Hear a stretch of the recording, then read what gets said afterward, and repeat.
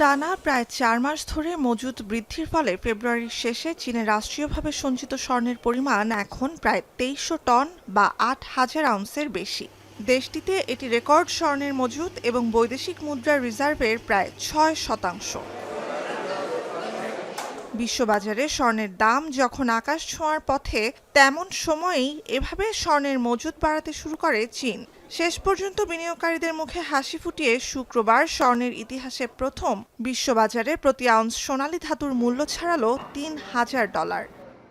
Son 10 gündür, 15 gündür altında bayağı bir oynama var. Bu da doğal olarak insanları hem zor durumda bırakıyor, hem sıkıntıya düşürüyor. Bir yerde almak zorundayız. Alsak bu sefer düşecek mi, çıkacak mı korkusu var.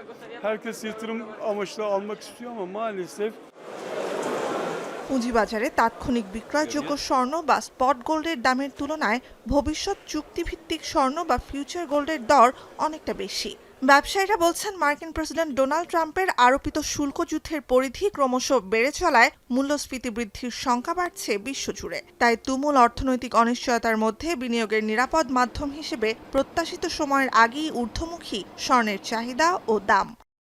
Muhtemelen bu seneki beklentimiz $3.300 fiyatındaydı. O da Eylül-Ekim ayları itibariyle ama herhalde böyle giderse daha önceden göreceğiz. Çünkü bu $3.000 beklentimiz Haziran sonu itibariyle beklediğimiz bir şeydi. Fakat Trump'ın bu uygulamaları গেল বছরই বিশ্ববাজারে চমক দেখায় স্বর্ণ। World gold কাউন্সিলের তথ্য, এক বছরের ব্যবধানে ২০২৪ সালের চতুর্থ প্রান্তিকে কেন্দ্রীয় ব্যাংকগুলোতে স্বর্ণের চাহিদা বেড়ে যায় ৫৪%। বছর জুড়ে ২৭% দাম বৃদ্ধির পর এ ধারা অব্যাহত আছে ২০২৫ সালেও। চলতি বছর ১৩ বার রেকর্ড দর বেড়েছে স্বর্ণের। মাত্র ৩.৫ মাসে দাম বৃদ্ধির এ হার প্রায় ১৪%। নুজহাত কামাল, এখন বিশ্ব।